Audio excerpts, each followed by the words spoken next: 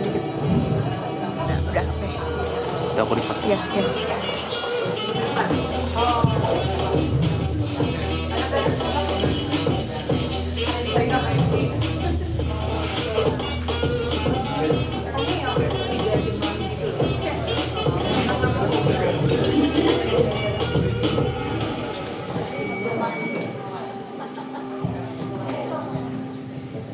Good morning everyone. Semuanya boleh bangkit berdiri. Kita mau mencoba Tuhan hari ini di rumah Tuhan kita. Yes. Amin. Boleh ada amin? Oke, kurang keras. Amin.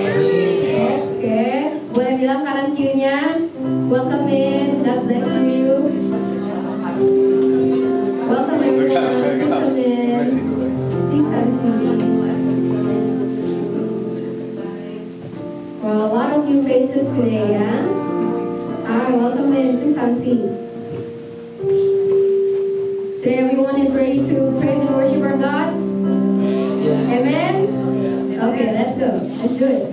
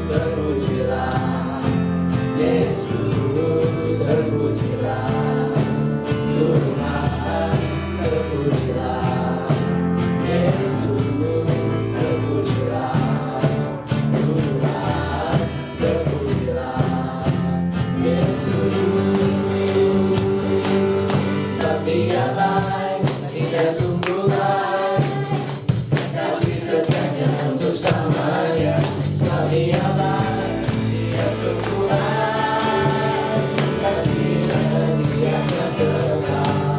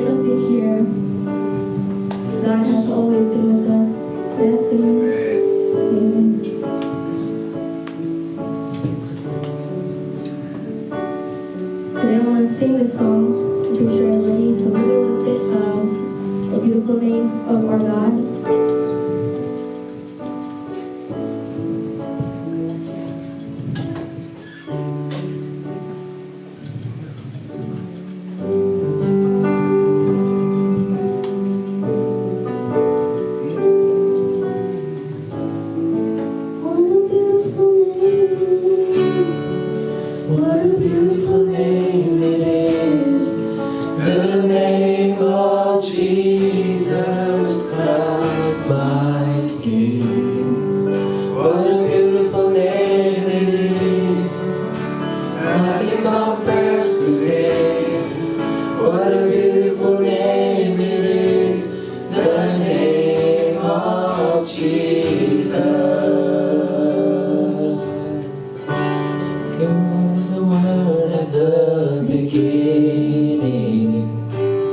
One with God the Lord Most High. Hidden glory in creation. Now revealed in you are Christ. What a beautiful name it is. What a beautiful name it is. The name of Jesus Christ, my King. What a beautiful name it is. Nothing compares to this. What a beautiful name it is. The name of Jesus.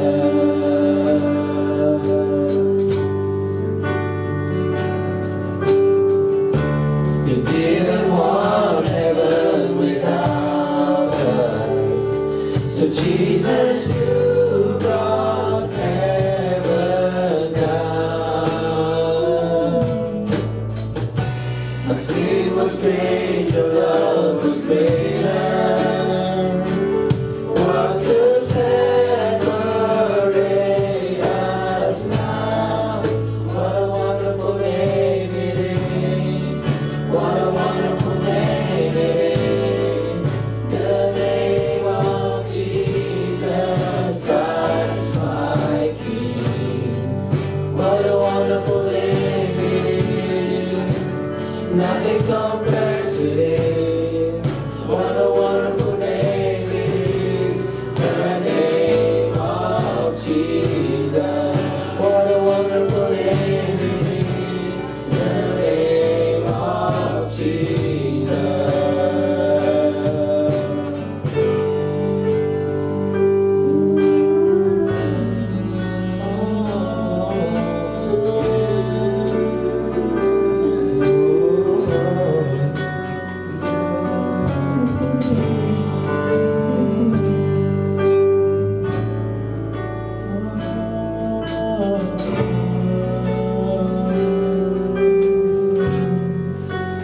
Death could not hold you. The victory for you. You silenced the voice of sin and grave. The heavens are roaring the praise of your glory. For you are raised to life again. You have no rival. You have no equal. Now and forever, God, you reign. Yours is the kingdom.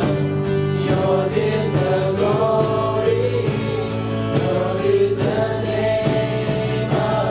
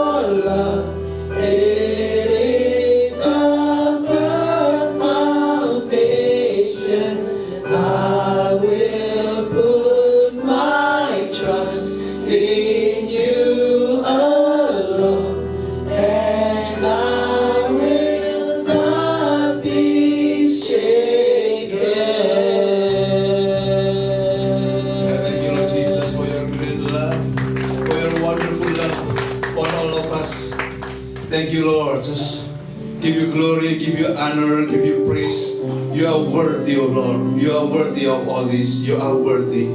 Thank you, Jesus. Just move freely and mightily, Holy Spirit, among us today in this place, even online. Touch us even more in a deeper way, in a unique way. Thank you, Jesus. We love you because you first love us. In Jesus' name we pray. Amen, amen, amen. Hallelujah. Just want to welcome everyone. Thank you for the youth service, youth worship team. Thank you for today. Yeah, just want to welcome everyone. Just we declare our faith first. Inilah apa? Kabar baik. Bukan oleh perbuatan saya dibenarkan, saya diubahkan, dan saya diberkati di dalam Dia. Sekarang saya tahu segala sesuatu terjadi dalam hidup saya untuk kebaikan, karena saya dipanggil sesuai dengan rencananya. Bersama kita hidup untuk kemuliaan Allah. People is our mission. Connect with God, make disciple. Ya, once again, thank you tim music, tim IT, thank you semuanya. You will be seated.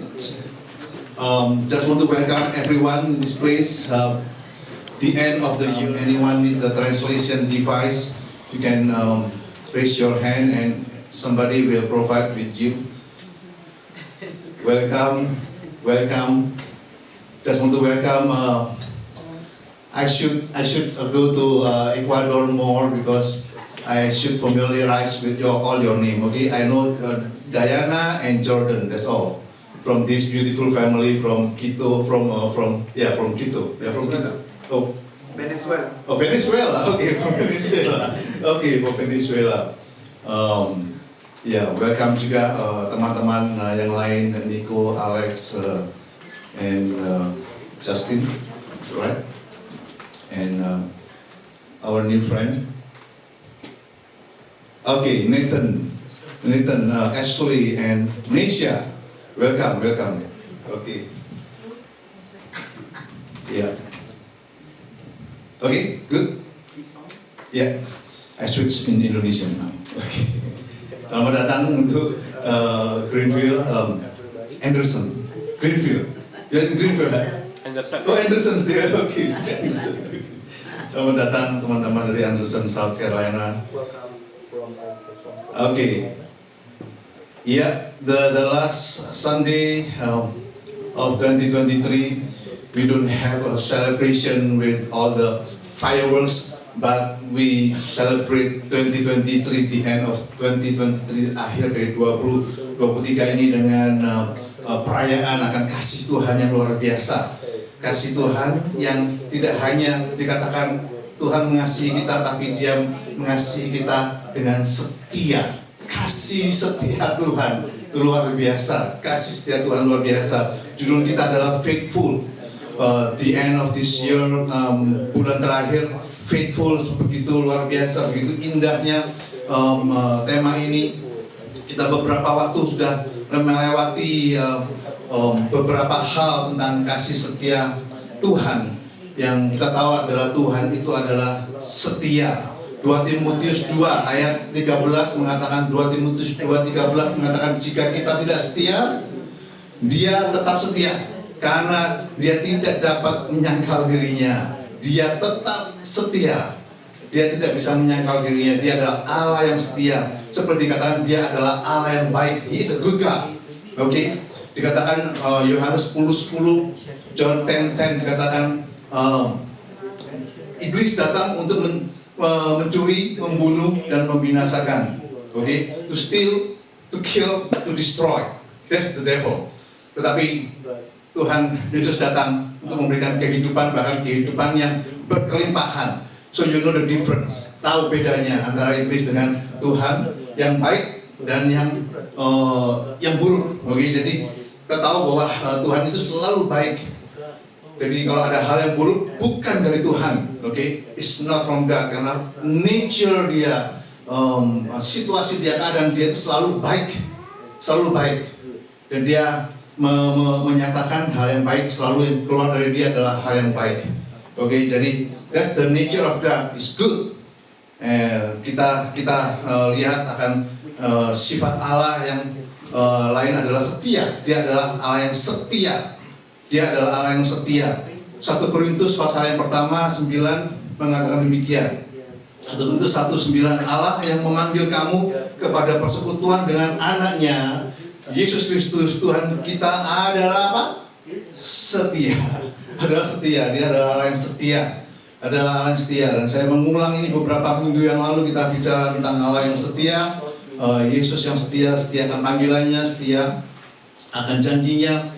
Dan dikatakan di dalam Ulangan 7, sekali lagi dikatakan Ulangan 7 ayat 9. Ulangan 7 ayat 9 dikatakan, sebab itu haruslah kau ketahui bahwa Tuhan Allahmu Dialah Allah yang setia, yang memegang perjanjian dan kasih setianya terhadap orang yang kasih kepadanya dan berpegang kepada perintahnya sesampai kepada beribu-ribu keturunan. Jadi adalah Allah yang setia. Is always faithful. Is a faithful God for sure. Kita tahu bahwa kita melihat dan memandang kepada Dia Allah yang setia, sehingga kita bisa menjadi orang yang setia. Oke, setia kepada teman, setia kepada pasangan, setia sebagai orang tua, sebagai suami, sebagai istri kita setia dalam pekerjaan, setia rajin di dalam dedikasi kita, always faithful, karena kita memandang dan mempunyai Allah yang setia seperti Dia. Nah, saudaraku, pada hari ini di dalam kesetiaan Tuhan dan dikatakan bahwa Dia juga setia akan janjinya, kita berpegang kepada pengharapan supaya kita tetap berharap kepada Dia. Keep hoping. That's my topik kita hari ini adalah keep hoping. Tetap berharap di dalam semua janji yang Dia berikan, meskipun belum terjadi, meskipun belum kita lihat, belum kita alami. Wah, sudah lewat tahun ini. 3 pokok doa saya dari awal tahun 2023 belum kejadian, cuma 1 atau 2, belum semuanya kejadian.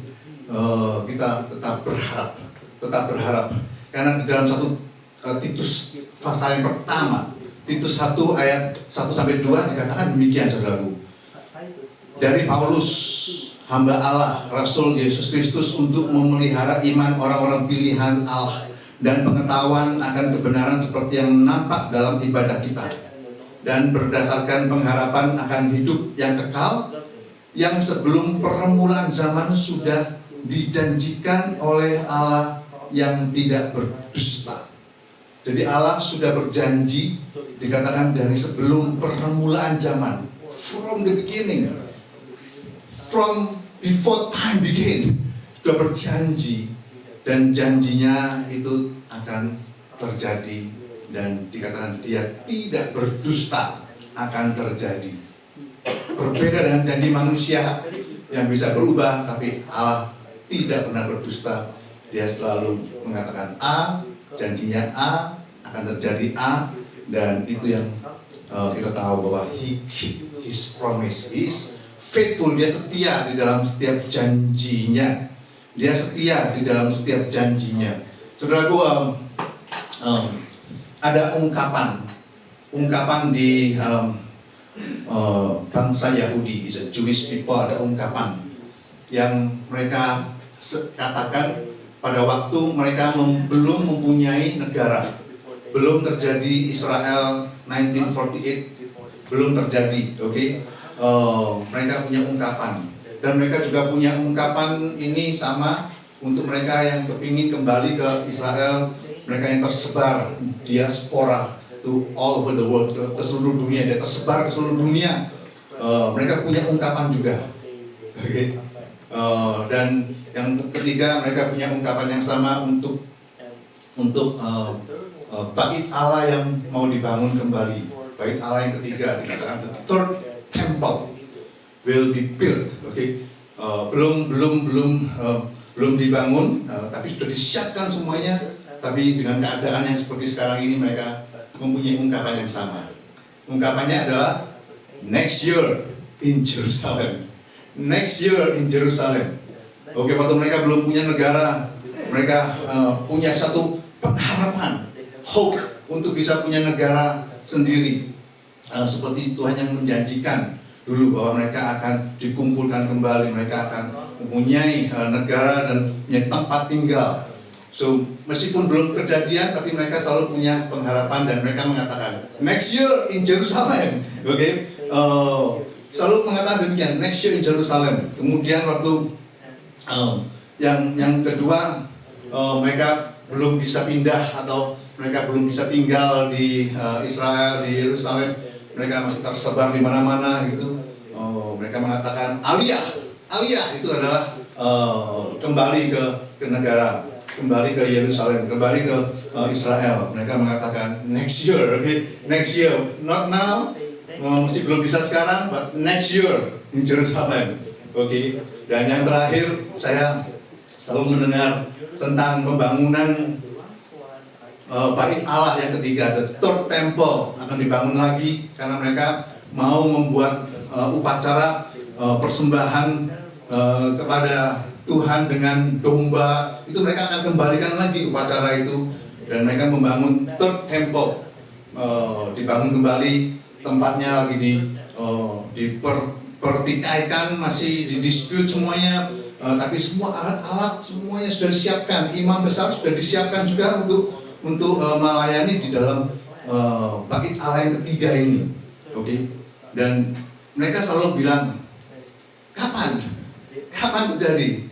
Kalau belum kejadian, mereka selalu bilang next year, always next year, not this year, well next year, not this year, next year, pokoknya next year. Mereka punya harapan janji Tuhan bakal terjadi karena waktu third temple, bait yang ketiga ini, bait Allah yang ketiga yang dibangun, itu Tuhan Yesus datang kembali, saudaraku, menurut Alkitab. Jadi pengharapan itu selalu ada dan selalu dikatakan next year di Jerusalem. Bagaimana dengan Anda kalau belum kejadian 2023? Saya belum punya pacar di 2023. Gimana ini? Next year pasti ada, saudara. Next year. Belum kawin. Next year masih ada. Next year. Hope. Ada pengharapan. Karena ada pengharapan di dalam semuanya ini. Kita melihat kitab Ibrani pasal 10 itu tentang pengharapan, saudara ya. Pengharapan itu tetap ada di dalam kehidupan kita ini. Karena apa, saudaraku? Karena apa yang Tuhan katakan di dalam firman-Nya, Ibrani 10:23 dikatakan, marilah kita teguh berpegang pada pengakuan tentang pengharapan kita. Sebab Ia yang menjanjikannya apa? Setia. Dia menjanjikannya setia. Sekali lagi, saudara ya, dikatakan Dia adalah Allah yang setia. Dia yang menjanjikan firman-Nya. Itu semuanya adalah setia. Dan marilah kita saling memperhatikan supaya kita saling mendorong dalam kasih dan dalam pekerjaan baik. Oke, ayat 24 ini penting sekali. Kita dikatakan marilah kita saling memperhatikan, saling mendorong, bukan menjongkrokkan. Oke, bukan menjongkrokkan. Not pushing, but encouraging. Oke, saling mendorong dalam kasih dan dalam pekerjaan baik. Karena itu saya menghimbau kita semuanya untuk tidak meremehkan adanya care group demi care group yang ada perkumpulan itu, karena kita bisa lebih saling memperhatikan, karena komunitas yang dibentuk untuk saling mendorong dalam kasih dan dalam pekerjaan baik. Oke, so it's very important. Nah, dikatakan marilah kita teguh berpegang pada pengakuan tentang pengharapan kita. Tentang pengharapan. Next slide. Tentang pengharapan itu di dalam Thayer Translation, Joseph Henry Thayer itu seorang dia kepala presiden dari Society of Biblical Literature, perkumpulan karya dari Alkitab. Dia itu presidennya tahun 1894 sampai 95. Thayer Translation, dia mentranslate kata hope dalam bahasa Grekanya. Hope itu adalah elpis. Katakan bersama-sama, elpis, bukan Elvis, saudara ya. Elpis, oke. Anda bisa ingat gampang karena ini seperti Elvis, oke. Are you lonesome tonight? Itu Elvis, saudara ya. Lagunya Blue Christmas itu Elvis. Ini Elpis. Hope yang artinya adalah joyful, confident expectation of good. Bahasa Inggrisnya lebih gampang. Oke. Joyful, confident expectation of good, atau bahasa Indonesianya adalah harapan yang menggembirakan dan percaya akan kebaikan, gitu, saudara ya. Jadi dikatakan joyful, pengharapan yang menggembirakan. Apakah Anda bergembira di dalam berharap itu? Apakah Anda bersuka cita dalam berharap? Oke. Pengharapan apapun juga yang kelihatannya tidak mungkin terjadi, saudara. Ada pengharapan situ, apakah Anda bilang, pengharapan yang sia-sia? No. Bersuka cita, joyful. Muka Anda semuanya dalam muka yang joyful. Jadi pengharapan Anda ini adalah pengharapan yang joyful. Confident expectation of good. Jadi harapan yang menggembirakan, percaya akan hal yang baik terjadi, hal yang baik dari hal yang kurang baik akan muncul hal yang baik juga anyway. akan terjadi begitu. Jadi pengharapan itu demikian saudaraku, yang menggembirakan dan percaya akan kebaikan. Joyful, confident, expectation of good. Ini arti dari hope itu saudara ya. Jadi hope itu Tuhan mau kita mengalami hal demikian. Balik ke slide sebelumnya, balik ke Ibrani 10 dikatakan demikian. Marilah, oke, kita teguh berpegang pada pengakuan tentang pengharapan kita. Oke, dikatakan marilah kita teguh berpegang pada pengakuan tentang pengharapan kita. Jadi pengharapan kita ini perlu diakui, saudara ya, perlu diucapkan, perlu di-confess. Pengharapan nggak cuma disimpan dalam hati, tapi di-confess, diomongkan. Seringkali diomongkan, seringkali diperbincangkan, didiskusikan kalau perlu gitu ya. Seringkali di-share, dibagikan. Saya punya pengharapan demikian. Ini pengharapan saya, pengharapan dari situasi ini. Saya harapkan hal yang baik keluar dari itu semuanya. Dikatakan perlu diakui. Pengakuan, dikatakan berpegang pada pengakuan tentang pengharapan. Oke? Hope that we confess. Diakui. Jadi pengharapan itu gak cuma disimpan dalam hati, tapi diakui, saudaraku. Oke? Di dalam Amsal 18 ayat 21 itu jelas kita ingat akan ayat itu. Amsal 18:21. Dikatakan hidup dan mati dikuasai lidah. Siapa suka menggemakannya akan memakan buahnya. Siapa suka menggemakannya? Apakah Anda suka untuk menggemakan pengharapan Anda yang adalah hal yang menggembirakan, bergembira dan percaya akan hal yang baik? Atau Anda suka menggemakan kefrustrasian Anda yang selalu mengeluh? That's right, complain. Oke, selalu mengeluh. Yang mana Anda suka menggemakannya? Oke, yang mana Anda suka untuk menggemakannya akan makan buahnya. Oke, saudaraku, contoh. Kemarin kita baru keluar dari restoran makan satu keluarga, keluar gitu. Ibu Grace langsung bilang, wah dingin banget ya, dingin banget. I got idea, kamu jangan terus confess yang gini, akan jadi dingin banget, bener kamu akan kedinginan. Oh ya apa, bagaimana, memang dingin. Kenyataannya memang dingin, saudara ya. Jadi kita confess apa yang kita lihat, apa yang kita rasakan. Oke.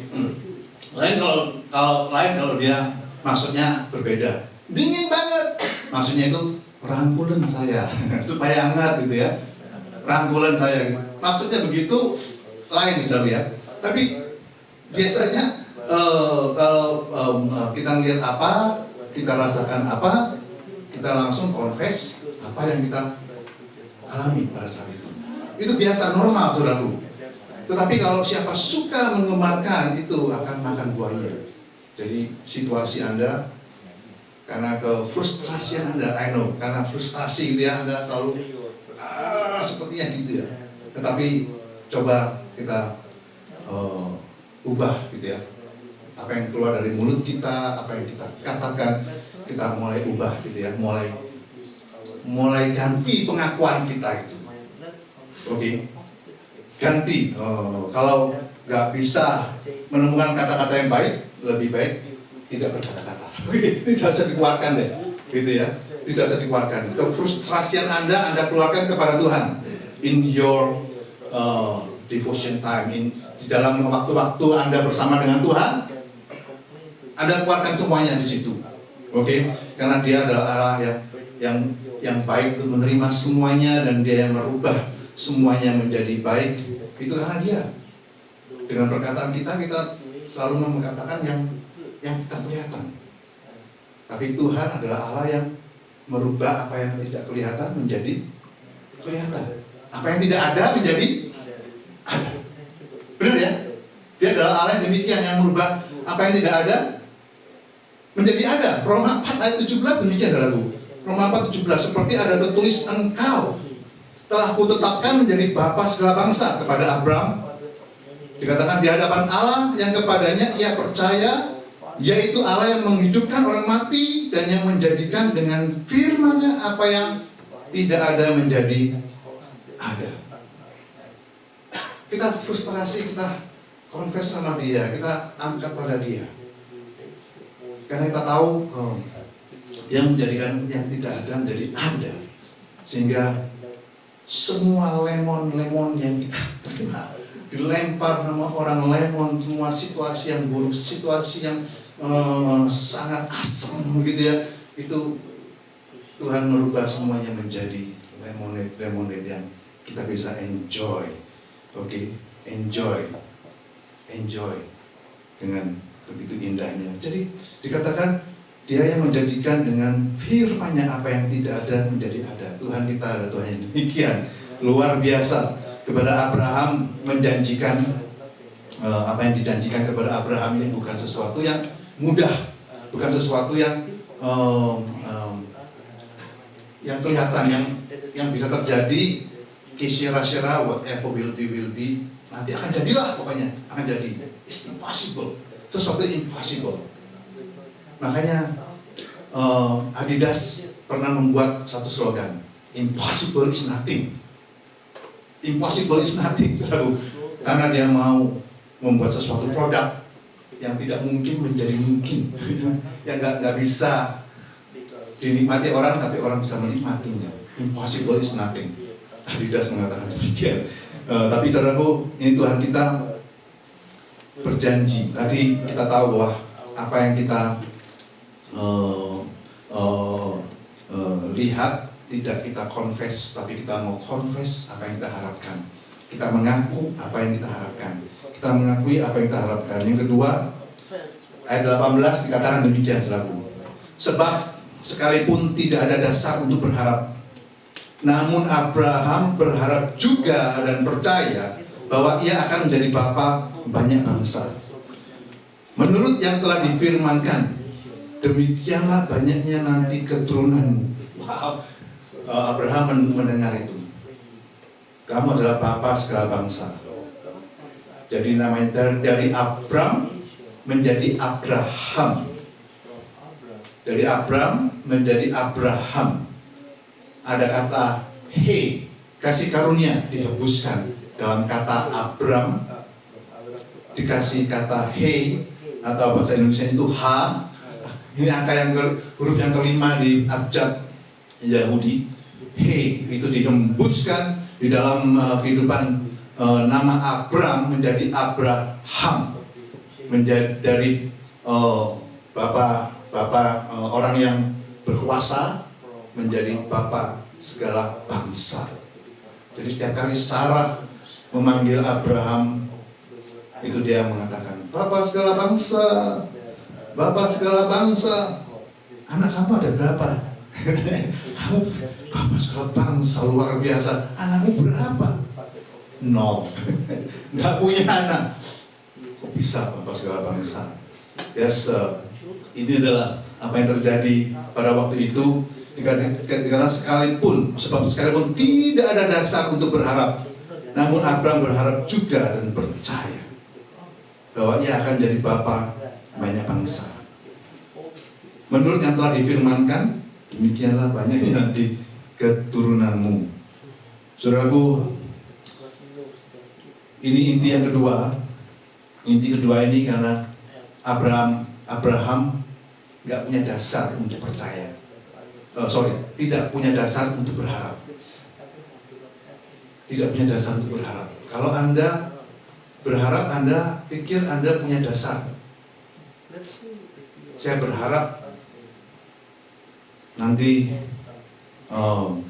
kalau saya graduate, saya bisa punya bisnis yang baik. Saya bisa jadi CEO. Kenapa? Karena bapak Anda sudah CEO. Jadi Anda berharap nanti dapat limpahan dari orang tua. Anda punya dasar untuk berharap. Karena Anda lihat, oh bapak saya bisa. Anda punya dasar untuk mendapatkan pasangan yang cakep gitu ya. Karena apa? Karena Anda punya background cakep orangnya, jadi pasti dapat pasangan yang gampang lah. Cari pasangan itu gampang karena Anda punya dasar. Jadi Anda berharapnya gampang.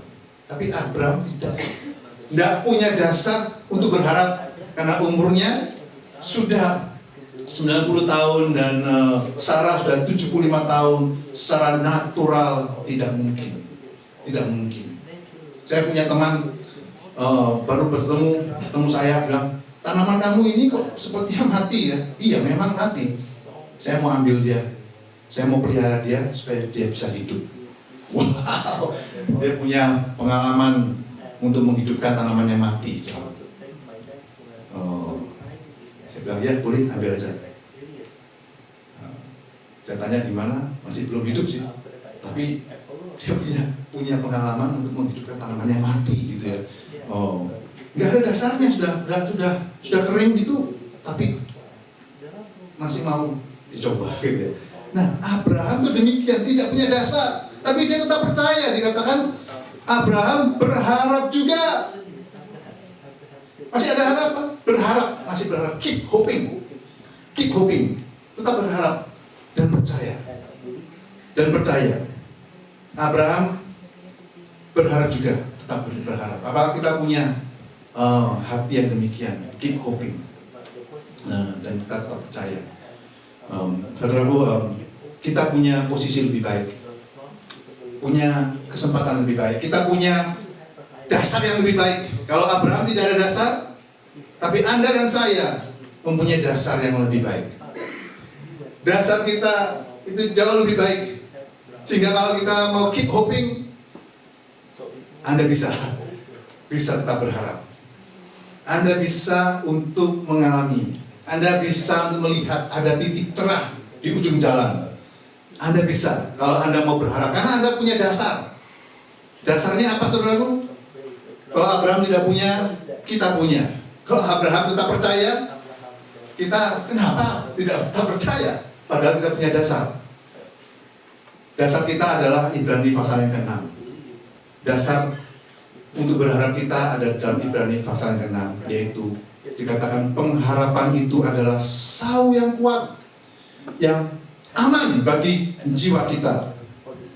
Kenapa? Karena telah dilakukan sampai ke belakang tabir, di mana Yesus telah masuk sebagai perintis bagi kita ketika Ia menurut peraturan Melkisedek menjadi imam besar untuk selama-lamanya.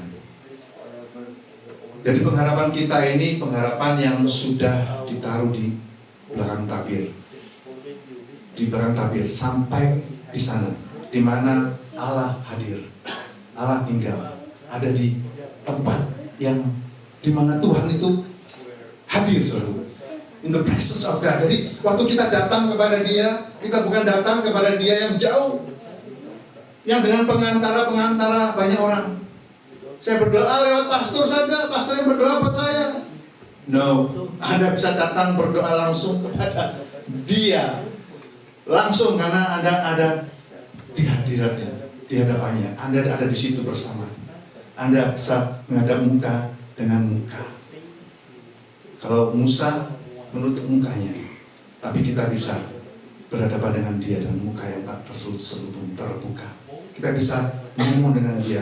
Sudah sampai di belakang tabir, sudah dilakukan di sana. Kalau kapal itu ada di jangkarnya, saunya itu ada di Los Angeles Port. Kapalnya ada di Los Angeles Port, saudara. Nggak mungkin ada di New York. Nggak mungkin, saudara. Jadi kalau sudah bisa lakukan di situ, akan ada di situ. Dan Yesus sudah membawa kita sampai ke belakang tabir. Sudah dibuka. Dia menjadi perintis kita. Dia yang lebih dahulu masuk. Dia yang menyiapkan semuanya dan memercik darah di hadirat Tuhan, sehingga tempat kita berdiri itu adalah kudus. Tempat kita berdiri itu adalah tempat yang aman. Dikatakan aman bagi jiwa kita. Aman bagi jiwa kita. Tempat yang kita berdiri di hadapan Tuhan itu aman. Tidak ada lagi tuduhan. Tidak ada lagi tuduhan. Kenapa? Darah Yesus dipercikkan sampai ke belakang tabir ini, dibawa masuk ke sana. Itu darah yang berbicara lebih kuat daripada darahnya Habel. Oke? Darah Habel. Kalau darah Habel apa? Dia selalu menuduh. Dia ngomong, itu loh Kain yang membunuh saya. Kain yang membunuh saya. Kain itu membunuh saya. Dia harus dibunuh. Kain sudah membunuh saya. Dia harus membunuh. Itu darah Habel berteriak. Intinya adalah menuduh. Kain pembunuh. Kain adalah pembunuh dan dia harus dibunuh. Oke? Sebab itu Ayub tidak punya pengantara. Waktu iblis berdiri di hadapan Allah di tempat itu, dia berdiri di hadapan Allah. Lihat hambamu Ayub itu, mau saya kerjain. Oke, bisa saya kerjain nggak? Saya mau kerjain dia. Lihat hambamu. Itu iblis itu berdiri di hadapan Allah bisa ngomong gitu, mau dan menuduh Ayub dan mengerjain Ayub. Oke, si Ayub tidak punya pengantara yang lain. Dia mau tidak mau harus melewatin semuanya itu. Dia harus melewatin semuanya itu. Dia mengatakan, oh enak sekali kok ada yang mengantarai saya.